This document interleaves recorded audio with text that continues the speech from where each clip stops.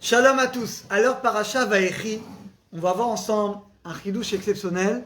Le titre du cours, c'est comment on passe de Yaakov Avinu jusqu'à Rabbi Akiba. Vous allez me dire, mais quel rapport entre Yaakov Avinu et Rabbi Akiba? On va voir aujourd'hui le lien profond entre ces deux Neshamot. Alors d'abord, c'est une Gemara dans Brachot, page Samer. La Gemara, vous connaissez tous la Gemara. Rabbi Akiba, c'est lui qui dit Tamid Yadam Ragiloma. Un homme doit toujours dire Kol ma David Rachamana, l'état va vide. Ouais, Dan. Un homme doit toujours dire tout ce que fait Hachem, c'est pour le bien. Vous savez que son maître, c'était pas un, c'était Gamzou, Ish Gamzou, celui qui disait toujours Gamzou les Tova. Et on voit qu'effectivement, les Chachamim, ils disent que c'était Dafka, précisément Rabbi Akiba, qui toujours disait tout ce que fait Hachem, l'état va vite, c'est pour le bien. La question, les amis, vous êtes peut-être déjà posé cette question. Pourquoi précisément Rabbi Akiba? Pourquoi c'est de lui qu'on apprend cet enseignement, que tout ce que fait Hachem, l'état va vite, c'est pour notre bien? Pourquoi c'est de lui?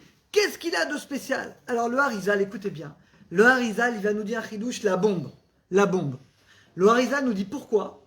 Parce que Rabbi Akiba était le Gilgul de qui? La réincarnation de Yaakov Avinu. On va voir pourquoi. Et c'est la raison pour laquelle il est revenu pour finalement réparer la faute, l'erreur de Avram Avinu. Maintenant, le Harizal, c'est pas qu'il dit stam comme ça, il va prouver. Il va donner une preuve du texte. Regardez la preuve. Le passou qu'on va lire dans la paracha. Midé Abir Yaakov. Abir, le puissant de Yaakov. Écoutez bien. Abir Yaakov, c'est les mêmes lettres que Rabbi Akiva. Abir Yaakov, regardez-le, c'est exactement les mêmes lettres que Rabbi Akiva. C'est un remèze, c'est une allusion au fait que Yaakov, il est revenu en Rabbi Akiva. Alors c'est vrai qu'il dit le Harizal, le parallèle, il est extraordinaire. C'était quoi le métier de Yaakov? Il était berger, il faisait paître le troupeau de son beau-père, Lavan. Et Rabbi Akiva, c'était quoi son métier? Il était berger, il faisait paître le troupeau de son beau-père, Kalva Savoie. Vous savez qu'Yaakov, il a eu deux femmes. Comment s'appellent les deux femmes? Rachel et Léa. Et Rabbi Akiva également a eu deux femmes. Comment s'appelle la femme de Rabbi Akiva?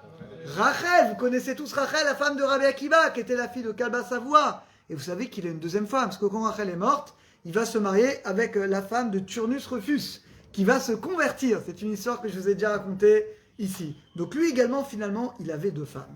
Maintenant, ça ne suffit pas. D'abord, c'est magnifique ce que dit le Harizal, mais on va comprendre le rapport profond.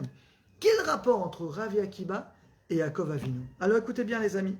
Yaakov Avinu, c'est vrai que c'est la perfection, mais il a fait une faute très très grave à son niveau, qui va expliquer qu'il va perdre 33 ans de vie.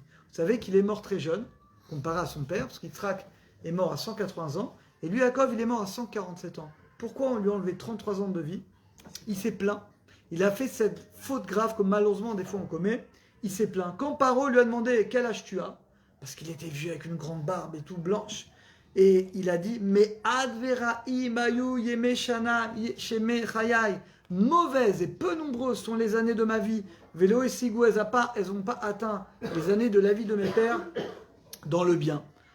Et là, il s'est plaint. Et là, le Midrash nous dit, Hachem, il dit t'as pas honte de parler comme ça? Je t'ai rendu Yosef. Tu croyais que Yosef était mort, je te l'ai rendu les rois. Je t'ai sauvé de Lavan. Je t'ai sauvé d'Esav. Je t'ai rendu Dina. Je t'ai rendu Shimon, qui est en prison. Je t'ai rendu Benjamin. Tous les miracles que j'ai fait pour toi. Et toi, qu'est-ce que tu fais? Tu te plains?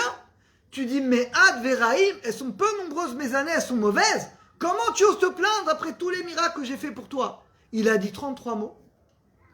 On lui a enlevé 33 ans. Vous vous rendez compte? Bon, c'est Yaakov Avinu, c'est au niveau de Yaakov.